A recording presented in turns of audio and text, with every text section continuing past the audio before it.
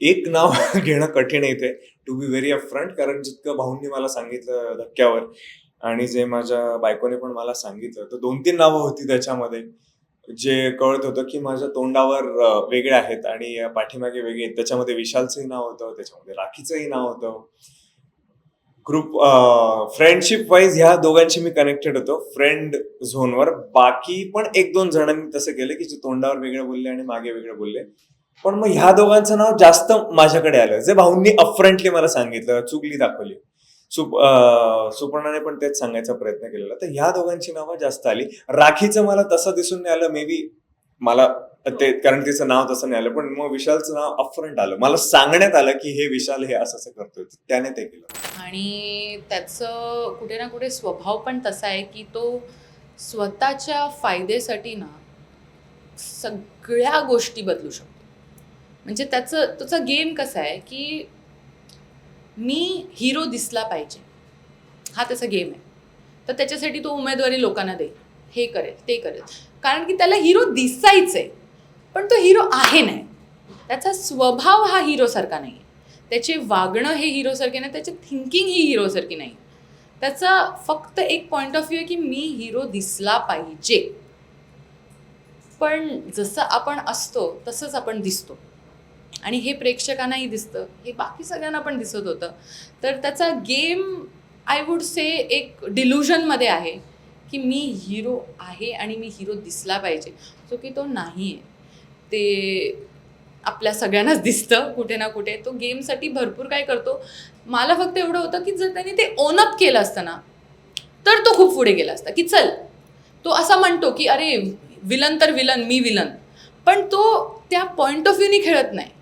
तो point of view हेच ठेवतो की मी तरी हिरो दिसला पाहिजे. आणि ते फेक वाटतं कुठे ना कुठे. ते मला खूप फेक वाटतं की तू रडतोयस, तू इमोशनल होतोयस, हे होतोयस ते होतोयस, जे गरजेचीच गोष्ट नाही आहे. तू जसा आहे तसं डोक्यात ठेवून खेळ. काहीतरी वेगळं दिसायचं आहे म्हणून खेळू नकोस. आणि त्यामुळे त्याचा गेम कुठे ना कुठे अफेक्ट होतो. त्याच्या आजूबाजूची लोक त्याच्यामुळे लांब जातात आणि कुठे ना कुठे ते आपल्याला बघायला सुद्धा आवडत नाही की यार असा कसं कोण असू शकतं.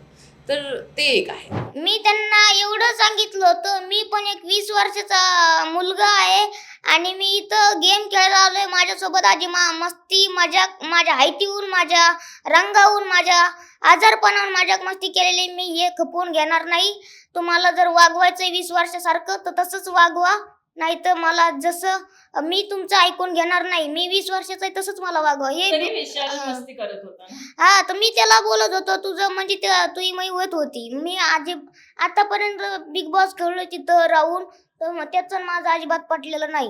कट्टर अख्ख्या घरात फक्त मीच लढायला होतो विशालशी. पण विशाल टोळी चालवतो असं वाटतं आणि विशालच असं स्वतः गेम प्लॅन करतो, पण बाकीचा कोणाचाच विचार करत नाही असंही वाटतं. हो, मला तर असं वाटतंय दगडाचं काळीज आहे त्याचं. म्हणजे त्याला असं वाटतंय की आता आपल्याला जिथं आपला फायदा होईल त्याला जवळ घेऊन बसायचं. जोपर्यंत त्याचा फायदा होईल आपल्याला तोपर्यंत वरती वरती जायचं. आणि मग असं वाटायला लागलं की बाबा आता याचं संपत आहे, मग त्याला लगेच लाथ मारून जा तिकडं. आपला फायदा झाला, बस तुला आता काय करायचं कर. हेच मला गेम दिसतोय. मला असं वाटतंय टोळीनं पण फक्त त्या विशालचंच ऐकून आता घराबाहेर पडलेले आहेत. मला असं वाटतंय त्याच्या दिमाखाने तो पुढे चाललाय आणि तो पुढे जातोय. मला 1% पण असं वाटलं नाही कुठे की टोळीमध्ये जॉईन करावं. कारण तिकडे विशाल होता, रुचिता होती. कारण रुचिताचा स्वभाव भांडणाचा आहे, तर मला जास्त भांडणं आवडत नाही. बिनकारण भांडणं नाही आवडत. तिकडे जेन्युइन काही होतं आहे तर तुम्ही बोला, तिकडे काही प्रॉब्लेम नाही आहे. बट उगाच मुद्दे काढणं, मुद्दे शोधून काढणं मला आवडत नाही. आणि विशालचं कसं आहे की विशालला एक लीडर म्हणून राहायला आवडतं. आणि माझा पण स्वभाव आहे की कोणाच्या अंडर जास्त करायचा नाही. मी राकेश बापटच्या अंडर नव्हतो, पण त्याच्या गोष्टी चांगल्या गोष्टी होत्या, चांगल्या गोष्टी मला सांगायचं तर ते मी ऐकायचो फक्त. पण विशालचं असं नाही आहे. विशालचं थोडंसं डोकं वेगळंच चालतं आणि त्याच्यामुळे मला त्याचा स्वभाव नव्हता आवडत. प्लेयर म्हणून तो चांगला आहे, पण त्याचा काही स्वभाव आहे कुठेतरी लीडरसारखा, तो मला आवडत. मराठी मनोरंजन सृष्टीमधील मालिका, चित्रपट, नाटक तसेच कलाकारांबद्दलच्या नवीन अपडेट्स जाणून घेण्यासाठी नक्की सबस्क्राईब करा इट्स मज्जा मराठी या आपल्या नवीन यूट्यूब चॅनलला.